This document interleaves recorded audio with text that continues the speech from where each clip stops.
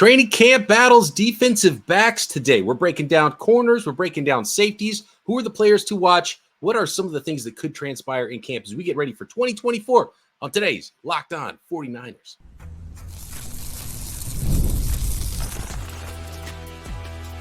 You are Locked On 49ers, your daily San Francisco 49ers podcast, part of the Locked On Podcast Network, your team every day.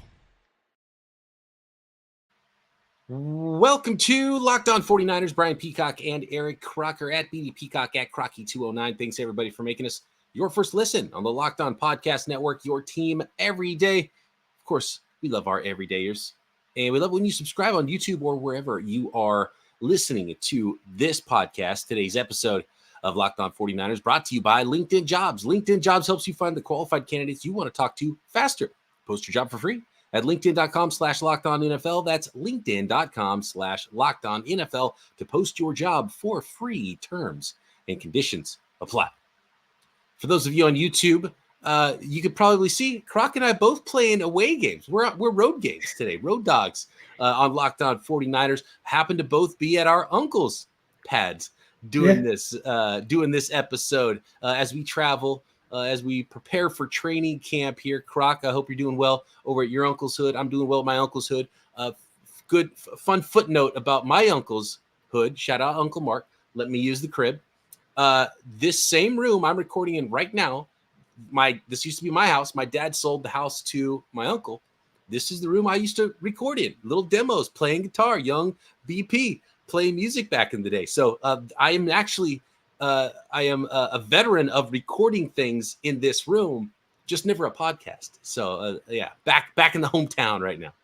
Hey, fun fact about my uncle. My uncle, he played football, went to Lincoln High School in Stockton. He was actually a big recruit. I mean, Herm Edwards, everybody came through to the house and got into like this motorcycle accident, ended up losing his scholarship offers. But I remember when I was younger, when I was coming up through high school, he gave me like a box full of all his letters from all the colleges to try to motivate me to do the right thing. So shout out to my Uncle Tracy. Yeah. Shout out to all the uncles out there. Uncle Sherm, corner.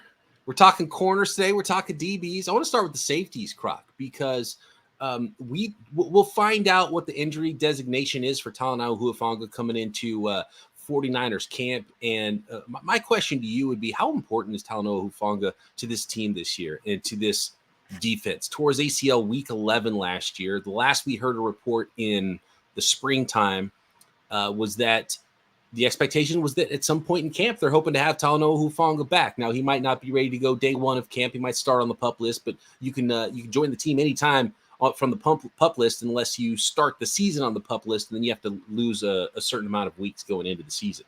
So we'll see what kind of list Talanoa Hufanga is on, but if he is back in camp and ready to start the season in week one, I think that'll be a huge relief for the back end of the defense. No more Tashawn Gibson. Talanoa Hufanga is the veteran. You've got a combined like 6 NFL starts besides Hufanga in the 49ers safety room right now coming into the season.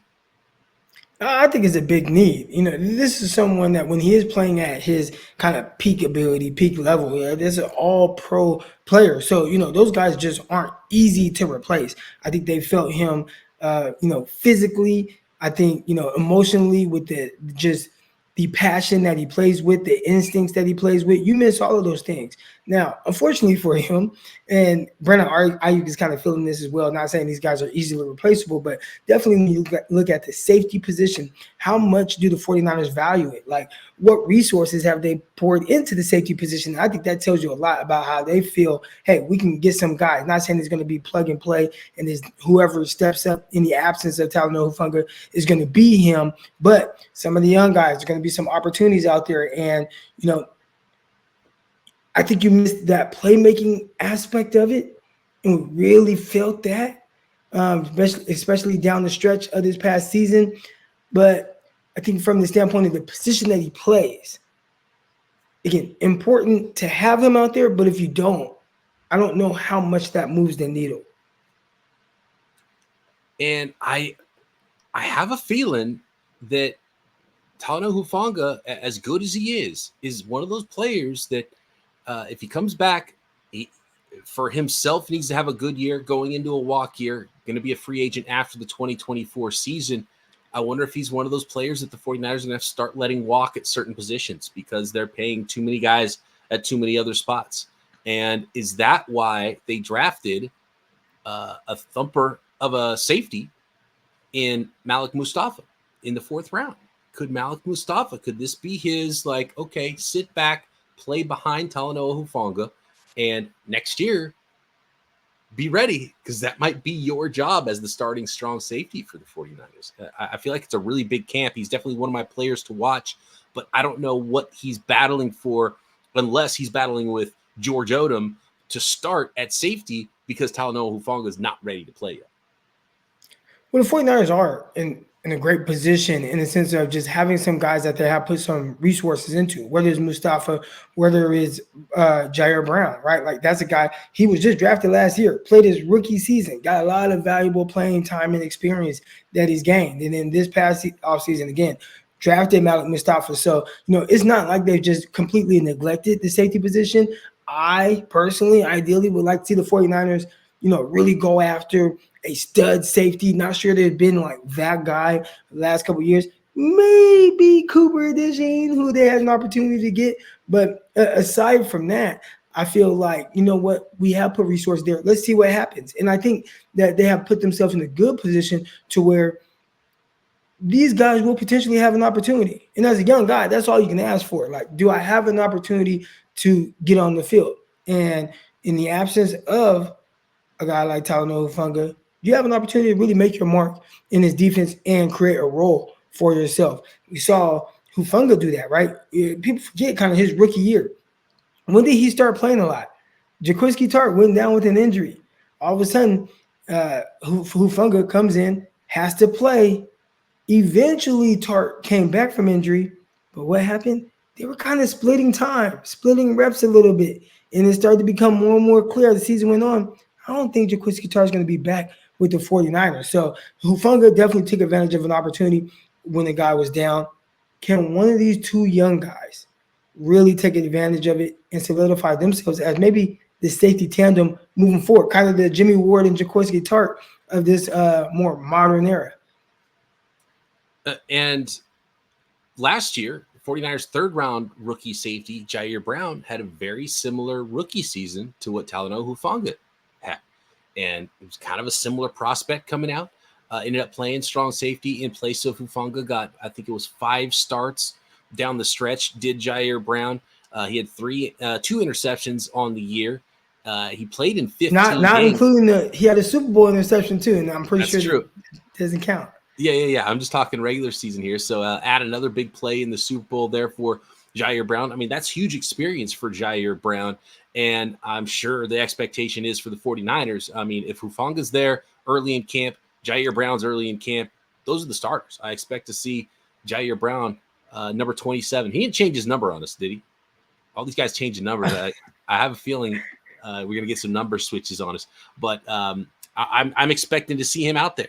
And might not be the fastest group of safeties out there, but they're playmakers. They come up in run support. They're smart players. They get their hands on footballs. And so Ji'ayir Borwn and Talanoa Hufanga, on paper at least, the 49ers are expecting those are going to be the starters in week 1.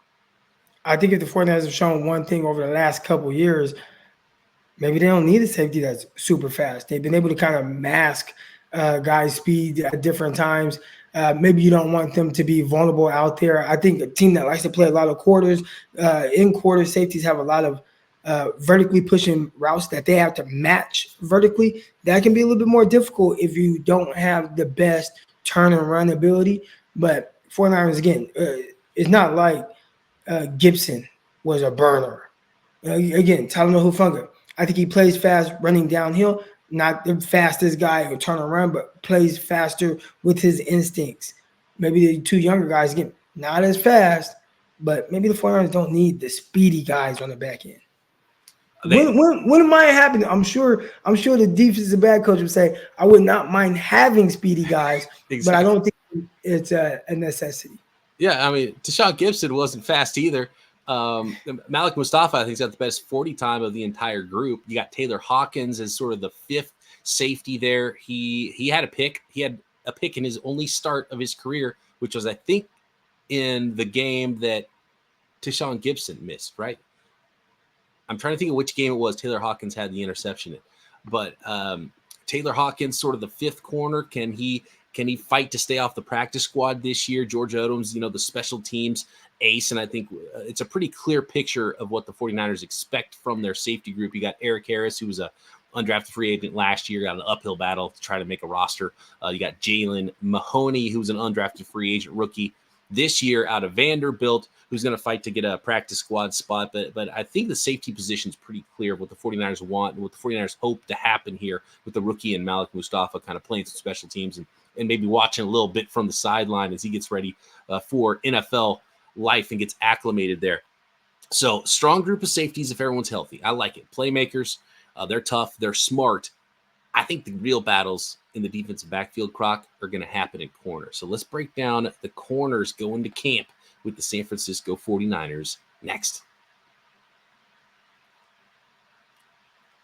Today's episode of Locked On 49ers brought to you by FanDuel. I love sports. We all love sports. Croc loves sports. The reason you're here is because you love sports, and we never want them to stop. But as NBA playoffs, NHL playoffs have winded down, you had the All-Star break there. You get the second half of baseball now. We get Olympics, which is fun, but sometimes sports aren't sporting quite like we want them to, especially when there's no NFL games on. But FanDuel lets you keep going all summer long, whenever you want. All you got to do is open the FanDuel app and bet on football anytime. Tons of football props, Olympics, and of course, baseball every day, all summer long. And this summer, FanDuel is hooking up all customers with a boost or a bonus daily. That's right. There's something for everyone every day, all summer long. So head on over to FanDuel.com and start making the most out of your summer. FanDuel, official sports betting partner of Major League Baseball.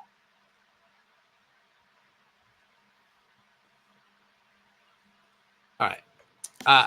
I think we want to start here. It's not a camp battle. The one guy that we know exactly what is expected of him, where he's going to line up, what he's going to do is Charvarius Ward. He's been awesome for the 49ers ever since they signed him to a pretty big money free agent contract. By the way, this is the last year of that big money free agent contract. Led the 49ers with 5 interceptions last year, started all 17 regular season games.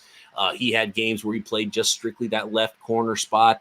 He had games where he followed, say, DK Metcalf all around, and he was game for all of it. He's a really good player. The question for me, Croc, and I don't know if you want to talk any more Charvarius Ward appreciation before we move on, but I think there's big questions on the other side, and it's going to be one of the best battles in camp at corner, I think. Yeah, I think we do have to get Charvarius Ward his flowers. This was a guy that people had high expectations for, and when he's on the field and he's healthy, and there have been a little bit of times where he's been banged up, and then maybe you don't see the best version of him, but when he's healthy, he's out there. He has been tremendous. He's been, I'd say, versatile, being able to guard bigger guys, the DK Metcalfs, and cause a little trouble there. But also you see him work against other guys out in space, something I'm like, I don't think is quite a strength of his, but he has turned what seems to be kind of the weaker aspect of his game. And I think he learned a lot from Emmanuel Mosley when he was here. But an area where it's like, I kind of need to improve on this. I think he's done a terrific job at that. I was on social media, and there was a guy, he created kind of this, it was the cornerback position, and it basically was a stat or some numbers on a metric of measuring like the best corner that plays with vision. I saw this. Yeah, and I didn't know it. I didn't dig deep into it, and it wasn't explained in the tweet what the substance was behind the grade. But that was the one where Charvarius Ward was best in the league, and he had 100 out of 100, right? Yeah, I mean, best in the league, right? And let's say he's not best in the league. We know he's pretty damn high. So you got to show a lot of appreciation for a corner that's playing well from off, being able to play with his vision. We know he can play press man. I think that's his biggest strength that he has, and he's been tremendous. Ended up being an all-pro, took the ball away a lot, scored on the back end, and it's kind of weird because I think for a position that everybody was kind of clamoring to get some new blood in there, they've been really excited with Charvarius Ward and what he's done. I don't remember hearing these guys' names in the postseason. And that's always good when you don't hear a lot of the cornerbacks' names. Absolutely. Looking at the 49ers coverage grades here, actually, let me put it to you this way. Can you guess who had the 49ers' best coverage grade on defense, Croc, last year? Lenore. No. I'll give you a hint. Charvarius Ward was number 2. 83.3 coverage grade according to Pro Football Focus. I'll give you another hint. It's not a corner. Okay. Tayshaun Gibson? Fred Warner. Oh, Fred Warner. Okay. 84.4 coverage grade for Fred Warner last year. Highest coverage grade on the San Francisco 49ers defense. Just behind him was Charvarius Ward. Then it was actually Ji'ayir Borwn, then Tayshaun Gibson, then Diamador Lenore for the defensive backs. All very good grades, all in the green area here of coverage grades. And actually, for the grief that Isaiah Oliver and Ambry Thomas take, their coverage grades actually weren't terrible. I think it was some timely plays that those guys gave up, and I think it was the when you're watching the game, and when you break down every single play, you might say, okay, this guy graded out this way in all these plays. But Croc, watching games last year, you saw Oliver on the field, you saw Ambry Thomas on the field, and you're like, they're going to target them, aren't they? Yep, and they're going to complete it, aren't they? Yep, they are. That's the way it felt watching the 49ers. I think it feels that way when you already have kind of like this preconceived notion of a guy and what he's going to do, right? Like when you just see them on the field, it's like, oh no, right? So for the 10, 15 reps that maybe they are doing well, are doing better, and then you give up something, it's like, I knew they were going to get him, and I knew they were going to get him in this moment, and I think that's what sticks out. I think that's why cornerback is probably, it's the hardest position to play outside of quarterback, and quarterback is really more mental than anything else. But when it comes to, quarterback aside, cornerback is so hard because one bad step here and there, it could be a touchdown, it could be a penalty, or it could be the reason why all the fans remember you for the wrong reasons. And I think Ambry Thomas right now, we talk about Kyle Shanahan's doghouse. I think Ambry Thomas is in the fans' doghouse right now. Do you think Diamador Lenore's best role is to do the outside in thing, or do you think he should stick at either outside corner or nickel corner? I always try to look at things from the player's perspective. And if I'm him, I want to do the outside in thing because nickels they're not valued as much, financially. This is a guy that's going into his contract year. I want to be able to make the most money I can make possible. And for him to do that, it is going to have to show, hey, this is my value playing on the outside. I also give you a lot of value playing in the nickel. And I think there's they talked about Green playing in the nickel, and I know we'll get to him, the rookie. You don't see a whole lot of rookies. Think about it. When's the last time? Womack did it, and it only lasted 2 games. But when's the last time you've seen a rookie come in and start in the nickel, like on any team? It's very, very rare. It's pretty rare. I think we saw Brian Branch did it last year for the Lions. I think Jalen Petrie might have done it. And Branch was a safety, though. Like, Branch was a safety, so I think he was playing more star position for them as opposed to just like, hey, this is just true nickel defensive back. I think you actually probably used to see it more because the nickel was like an afterthought position. But now it's a position that when they're on the field, they get targeted so much because so many teams are featuring their slot receivers, whether they're big slots, small slots, tight ends, wide receivers, whatever it is. That's where offenses are making a lot of money and featuring those players. So whoever plays in the slot is an important position. So from like the 49ers being the best team possible, I want to see Demo in the slot because I think he's the best slot corner the 49ers have. I want to see him go outside in. I think that's his best spot. But just judging by what the 49ers have done this offseason and saying that Renardo Green was going to play inside as a rookie, that tells me that they probably don't expect him to come in and win a starting job. And they brought in all these other outside corners. So I think they're preparing for Diamador Lenore to do just that and do the outside in thing. And in base be on the outside as the second corner. And then a nickel go inside and play the nickel, then have the rookie Renardo Green be an understudy there. And, I think Green probably better suited to be an outside corner. That would be – I don't know. He feels more like a boundary corner, right? He feels that way, and that's what he played. He played some nickel earlier in his career. Is that just a way to get his feet wet in the NFL to start inside maybe? Is that the plan? I'm not sure. And we just talked about how valuable it is to be a nickel, but it also seems like, usually you're drafting guys earlier. This is the highest they've drafted a corner in this regime. Usually you're drafting the earlier corners to play outside too. So it's just a little strange, the plan with Renardo Green. We'll see how that all comes together, but they don't really love Womack there.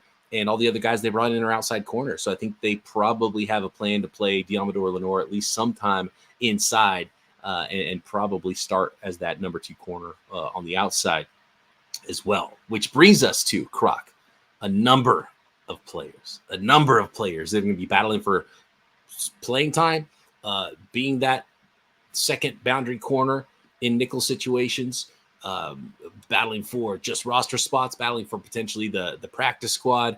And you got young guys, you got old guys, you got free agents, you got draft picks. So let's get to that group. I think one of the best camp battles on the entire 49ers roster in 2024 is the cornerbacks. What I'm going to call, let's call it the number 3 corner battle in camp. We'll get to it next.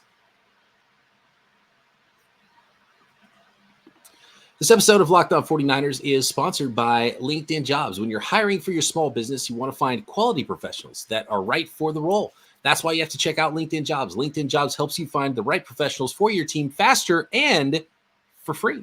And LinkedIn isn't just some job board.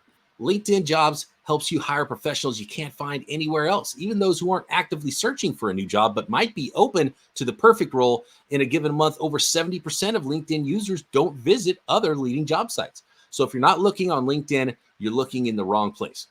LinkedIn knows that small businesses are wearing so many hats and might not have the time or resources to hire, so they're constantly finding ways to make the process easier. They even launched a feature that helps you write job descriptions, making the process even easier and quicker for the 2.5 million small businesses using LinkedIn for hiring. So post your job for free at linkedin.com/lockedonnfl. That's linkedin.com/lockedonnfl to post your job for free. Terms and conditions apply.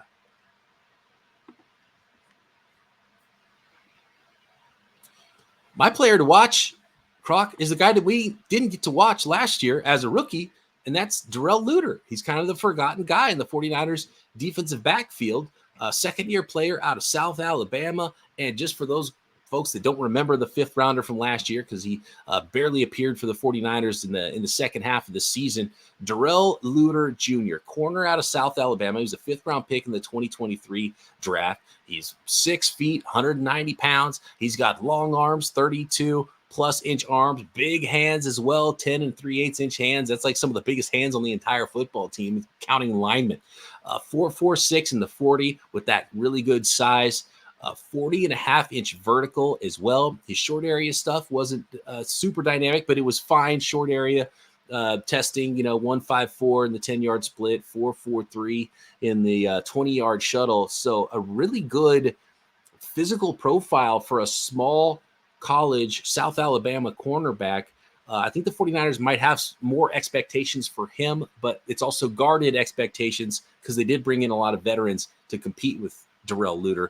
You got Rock Ya-Sin, you got Isaac Yiadom, and of course, you've got the holdovers in Ambry Thomas and Sam Womack, who are guys that I think better be looking over their shoulders pretty hard right now. Yeah, I think whoever's going to play, if it's not Diamador Lenore, right now, if you go to the 49ers depth chart, it's Diamador Lenore listed as a nickel back as opposed to an outside corner. They actually have Ambry Thomas slotted in there as a starting corner. Now, we know that's not something that will hold true. We'll figure out what the rotation is going to be, but definitely several guys that have an opportunity to compete for this spot there. And I think you definitely have to start off looking at Renardo Green.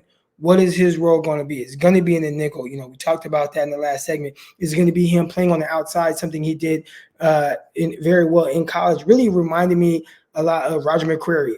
Roger McCreary, a cornerback at Auburn. He was a press man guy. Gets to the NFL, they play him at nickel. All right. Are the 49ers going to do something like that with Renardo Green? But outside of Renardo Green, that's where it starts to get a little interesting, right? Well, at least Green had done it before, unlike DJ Reed. Remember DJ Reed? And after he left the 49ers, he was talking about it. He's like, well, they're trying to turn me into something I never did in my whole life. Yeah, I mean, and now I'm playing safety too. And I'm like, like, what the heck? I've been in the corner this whole time, right? And a dynamic player too, while DJ was at Kansas State, I believe. But I think all eyes are going to be on Isaac Yiadom. And what does it look like? This is a guy, we've seen the 49ers go after some free agents, and it's like, okay, got a little hype coming in. But Isaac Yiadom is a guy who has gotten hype from fans a little bit, just, I guess, people intrigued, and deservedly so. I mean, he graded out extremely well with the New Orleans Saints, played well there. When the 49ers signed him, Peacock and I got a text message from Ross Jackson, who covers the Saints, and he said, hey, hell of a get with him. And he talked about him, and he kind of broke him down. There's a lot of what I saw with him come out of college at Boston College, but a guy that actually played well, graded out well. Say he had like one game that was a little iffy. Outside that, he was pretty good. And it's very interesting when you see a fan base talk highly of a guy that they parted ways with. And everything that I saw with Isaac Yiadom, it was how well he played and how kind of important he was on that back end of the season for the New Orleans Saints. So can he come into the 49ers, earn a starting spot? That's going to be the big thing. Or, again, as I like to say, earn a role. Is it going to be a guy that comes in and nickel sub-type situations? Or are they going to be like, you know what, we really like Yiadom on the outside. Let's start him there, and Lenore is just going to be a full-time nickel. That's something that they can do as well. But I do think, aside from Yiadom, I am very interested to see what Darrell Luter does. This is a guy that people had some expectations for him potentially starting last year as a rookie on the outside. And, he had the arm length. He talked about his big hands. I remember watching the South Alabama film, specifically and just watching how well from off catch he played. He was able to guard receivers. He was able to guard tight ends. He felt well getting physical, or felt good getting physical with those type of guys. And I was very intrigued with his skill set. It just got a little weird when training camp starts. He's not active out there. He's actually doing some drills, but no real practice footage from him. And then nothing. He just starts the season, isn't playing, starts on the PUP list or whatever list they had him on. Eventually works his way back in, but they didn't have a role for him. Saw him, in the Super Bowl on special teams, but not a guy that was ever able to kind of crack star line him. And we know how Kyle is at times. He has a lot of control over the entire roster and kind of who plays. And Luter was a guy who definitely didn't earn the trust of Kyle Shanahan to be out there. So, what does he do this offseason to maybe look at around and say, all right, man, they brought these guys in. They don't mean nothing, right? It's not like, they brought in Isaac Yiadom, they brought in Ruckerson, they brought in Chase Lucas. You have Samuel Womack. They drafted a corner. That stuff doesn't bother me. Like, I'm like, no, that should light a fire under you, because this is you're only gonna have so many opportunities to make plays. And I've been in a situation like that. Again, I was an undrafted guy, but I remember D. Milliner out there. He was just drafted. But guys, this guy, Darren Walls he keeps making plays. And sure enough, at times in the season, it was Darren Walls who ended up starting at cornerback position. So it was one of these guys, maybe a guy that we're not expecting going to really take hold of that position. They definitely will have the opportunity to do so. I didn't really think about it until just now, Croc, but the Luter thing from last year does make me worry a little bit about the Ricky Pearsall starting on the NFI list, because it was like, oh yeah, probably Darrell Luter's this many week thing probably won't be a big deal. And then half the season goes by and the dude's like, whatever happened to Darrell Luter? Whatever happened to that guy? He's gone. Danny Gray. Remember Danny Gray? When he was healthy, they didn't bring him back. Do you remember Luter? Like, he was on the field doing drills, like backpedaling, working on his brakes. He looked fine. Yeah. It was some kind of deep. It was a contusion, I believe, in his knee. So we're talking about a deep bone bruise. But you would think that's something that would, like, okay, that's just going to shut you down. He was doing drills like pre-practice, as if he was looking like he was going to practice, and then we just like never saw him end up practicing. That was a strange situation, and you never know the direction season's going to go for a rookie. It's big in year 2, though, and Darrell Luter has an opportunity. If I had to guess, Croc, and I can't wait to see all these guys, and there's going to be some competition, and it could really go in any direction. I have a feeling it's going to be Demo, as we mentioned.